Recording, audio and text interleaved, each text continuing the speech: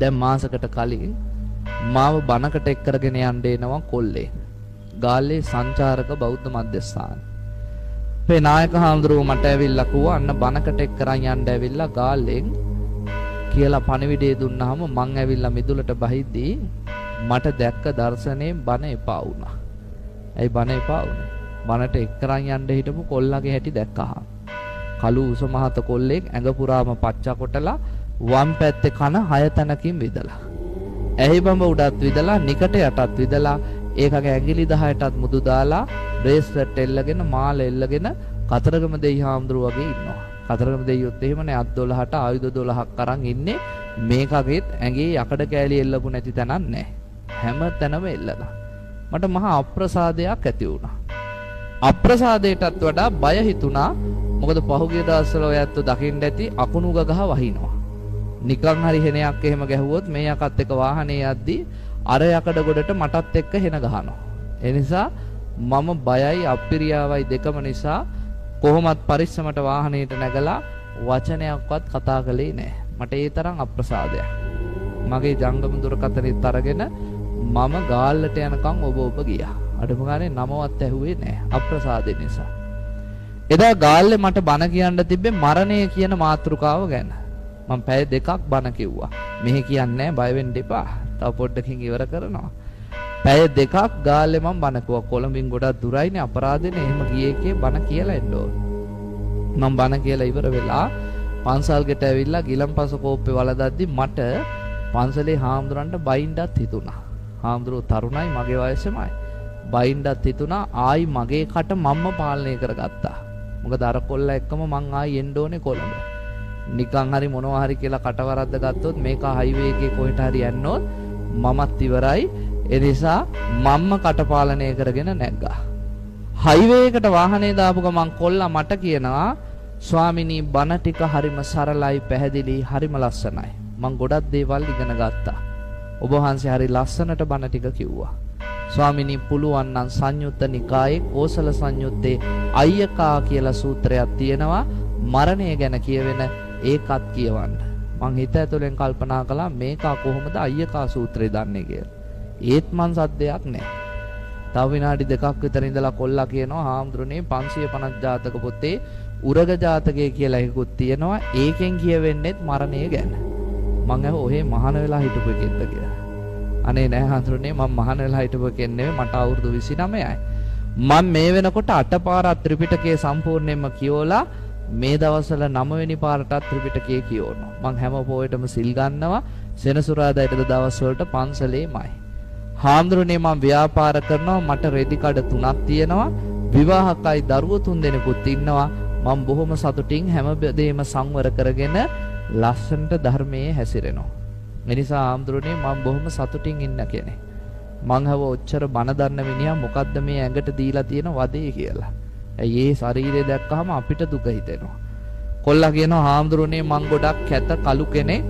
මිනිස්සු මගේ ශරීරයේ කැත දකින්න එක වළක්ව ගන්න ඕනේ වුණා.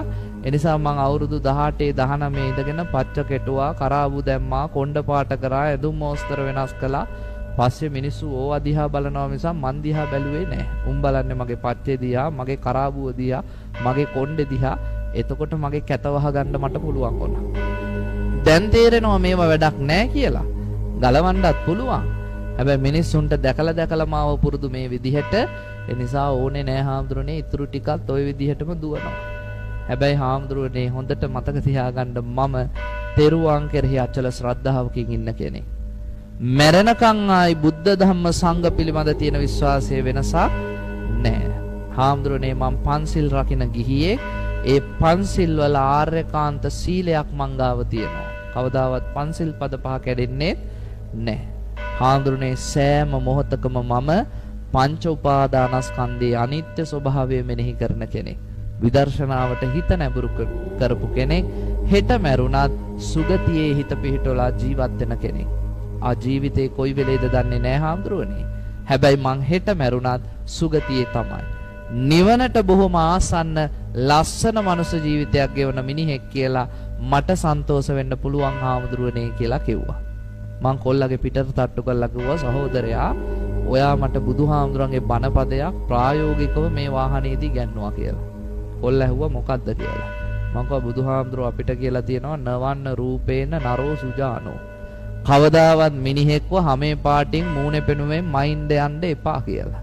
මං කෝ ඔයාවත් මං තේරුම් ගත්තේ වැරදි විදිහට. මම මේ වාහනේට නැග්ගෙත් අප්‍රසාදයෙන්. ඔයාට තේරෙන්නත් නැතුව ඇති මං ඔයා එක්ක වචනයක්වත් කතා කළේ නැහැ.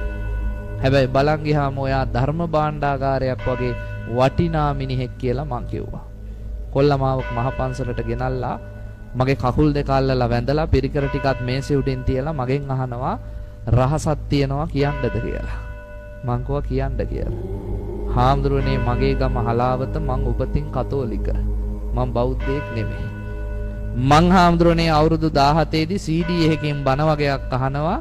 ඒ බණ අහපුවම මං තීරණය කළා මේ තමයි ලෝකේ වටිනාම දර්ශනය. මේ ගැන හොයන්න ඕනේ කියලා. ඒ බණ අහපු හාමුදුරන්ගේ නමත් මං කියන්නම්. මේ ඇත්තෝ කවුරුත් දන්න ගංගොඩවිල සෝම හාමුදුරුවෝ. උන්වහන්සේගේ බණක් අහලලු කොල්ලා තීරණය කළේ මේ ධර්මය ගැන හෙවිය යුතුයි කියලා. හාමුදුරනේ මං පන්සල් වලට හොරෙන් ගියා. ගිහිල්ලා බණ අහගෙන හිටියා. හාමුදුරනේ මේ හාමුදුරුවෝ කියන එක අර හාමුදුරුවෝ වැරදි කියනවා. ඒ හාමුදුරුවෝ කියන එක මේ හාමුදුරුවෝ වැරදි කියනවා. මොකද්ද ඇත්ත නැත්ත කියලා තේරුම් ගන්න බැරි තැන මම නාවුයනේ ආරණ්‍ය සේනාසනයට ගිහිල්ලා ඒ ස්වාමීන් වහන්සේ නමකගෙන් ඇහුවා. උන්වහන්සේ මට කිව්වා පුතේ ත්‍රිපිටකය කියවන්න. එතකොට සැබෑ ධර්මය හම්බ වෙයි කියලා. හාමුදුරනේ පළවෙනි පාර ත්‍රිපිටකය කියවද්දිම මට බුදුහාමුදුරුවෝ කියන්නේ කවුද කියලා තේරුණා. එදා ඉඳන් ඇතිවෙච්ච ආසාව නිසා හාමුදුරනේ මං 8 පාරක් ත්‍රිපිටකය කියවලා 9 වෙනි පාරටත් කියවනවා. දැන් මම බොහෝම ජීවිතය සූදානම් කරගත්ත තැනක ලස්සන ජීවිතයක් ගත කරනවා. බලන්නකො වටිනාකම. බිස්නස් උත් කරගෙන කසාද ජීවිතේත් ලස්සනට ගෙනහිල්ලා ළමයි 3 දෙනෙකුත් හදාගෙන මේ මීගමුව හලාවත පැත්තේ රෙදි කඩ 3කුත් කරගෙන බොහොම ලස්සනට ජීවිතෙත් ගොඩනගාගෙන සතුටින් ජීවත් වෙන මිනිස්සෙක්. බෞද්ධයන්ට ඇඬෙන්න ඕනේ නේද?